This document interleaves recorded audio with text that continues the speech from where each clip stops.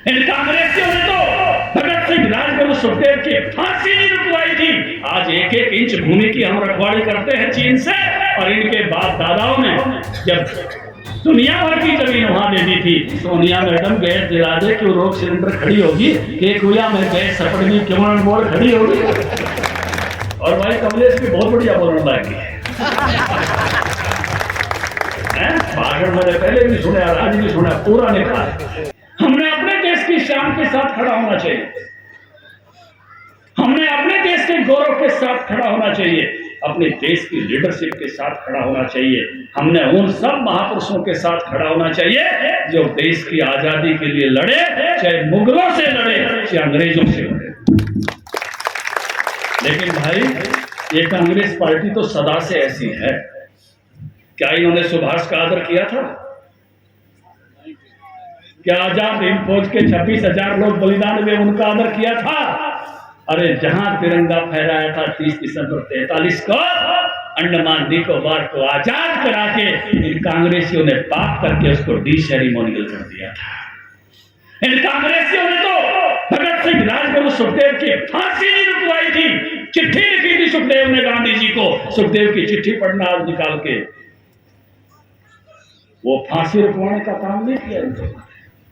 चंद्रशेखर आजाद जब बड़े थे, जब नेहरू से घर से निकल के गए थे अल्फ्रेड पार्क में, तब उनको घेरा था। किसने सूचना दी थी कि आप चंद्रशेखर आजाद अल्फ्रेड पार्क में जा रहे हैं? ये शुरू से ऐसे हैं भाई, ये नए ऐसे नहीं।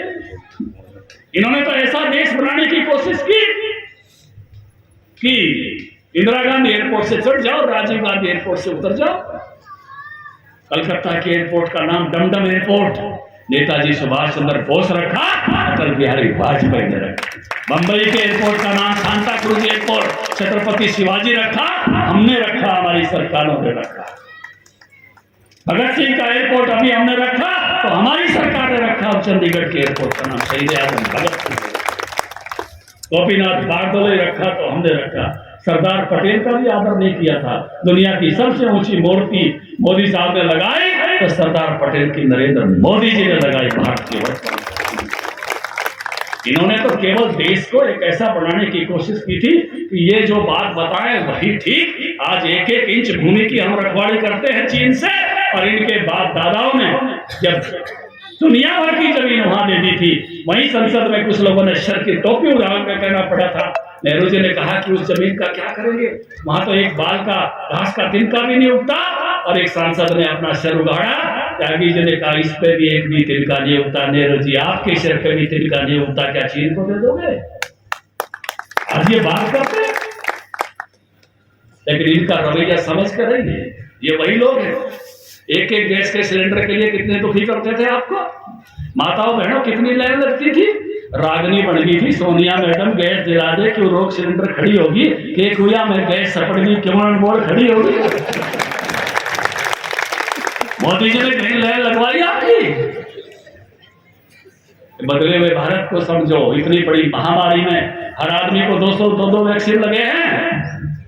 भारत सुरक्षित रखा, रोटी पानी से भी सुरक्षित रखा, वैक्सीन से भी सुरक्षित रखा। 80 करोड़ परिवारों को 1 साल हो गया जो है फ्री अनाज देते हुए। अगले 1 साल की जिम्मेवारी इस प्रधानमंत्री ने ली है।